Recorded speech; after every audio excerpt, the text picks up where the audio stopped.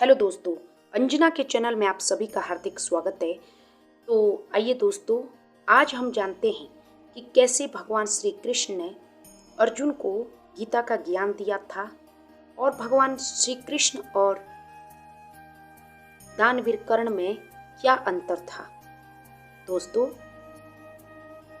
अर्जुन सौभाग्यशाली था जिसको भगवान श्री कृष्ण ने 5000 वर्ष पहले अर्जुन को दुनिया का सबसे पहला मोटिवेशनल लेक्चर अर्जुन को ही भगवान ने सुनाया था।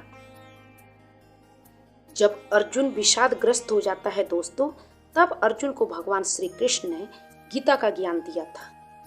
दोस्तों, उनमें से कुछ बातें जो हमें भी गीता से सीखनी चाहिए। दोस्तों, अर्जुन ने भगवान से पूछा कि हे माधव, आप कहाँ कहाँ विराजमान होते हैं। भगवान श्री कृष्ण ने तुरंत अर्जुन को जवाब दिया कि हे अर्जुन, ईश्वर सर्वभूतानां हृदयस्य अर्जुन तिष्ठति, अर्थात कि हे अर्जुन, मैं प्रत्येक व्यक्ति के हृदय में विराजमान रहता हूँ। भगवान श्री कृष्ण ने मानव रूपी इस जीवन को ही श्रेष्ठ बताया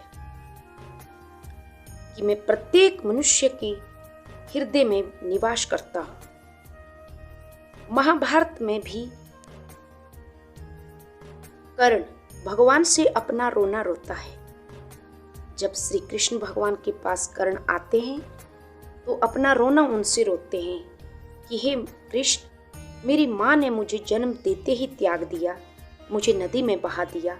आचार्य द्रोण ने मुझे शिक्षा देने से इनकार किया क्योंकि उनकी नज़र में मैं एक सूत पुत्र था। द्रौपदी के स्वयंवर में भी मुझे बाहर निकाला गया, ये कहकर कि तुम सूत पुत्र हो। हे माधव, मुझे पूरे जीवन भर अपमान का घूंट ही पीना पड़ा। कर्ण पूछते हैं कि हे कृष्ण, मेरा क्या कसूर था। तब भगवान श्री कृष्ण कर्ण को मुस्कुराते हुए जवाब देते हैं कि सुनो कर्ण, मेरा तो जन्म ही कारागार में हुआ था, जेल में हुआ था। मेरे पैदा होते ही मृत्यु मेरी प्रतीक्षा कर रही थी। जिस रात पैदा हुआ उसी रात मुझे मेरे माता पिता ने त्याग दिया और जहां पर गया वहां सारे काम मुझे खुद ही करने पड़े। मैं 2 दिन का था तो मुझे मारने की कोशिश राक्षसों द्वारा की गई। मुझे अपने सारे काम करने पड़े।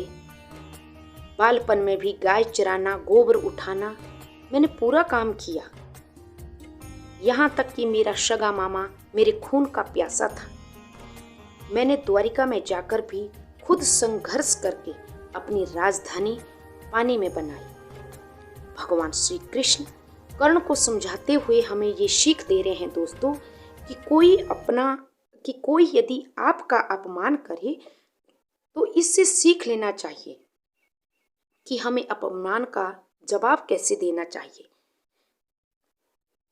कर्ण हमेशा अपने अतीत से दुखी रहे, लेकिन श्री कृष्ण आगे बढ़ते रहे, चुनौतियों को स्वीकार करते गए।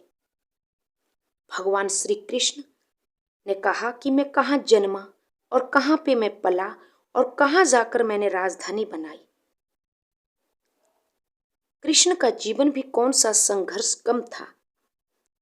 एक ने अपने अंदर हीन भावना और गुस्सा भरा तो दूसरे ने प्रसन्नता और स्वीकृति भरी। दोनों में बहुत अंतर था दोस्तों, श्री कृष्ण और कर्ण में। कर्ण हमेशा दोस्तों पीछे की ओर ही देखते रहे और दुखी रहे और कृष्ण आगे की ओर बढ़ते ही चले गए। कुदरत ने दोनों के साथ ही अन्याय किया था। कर्ण ये अन्याय कभी भूल नहीं पाए और कृष्ण को ये अन्याय कभी याद ही नहीं आया।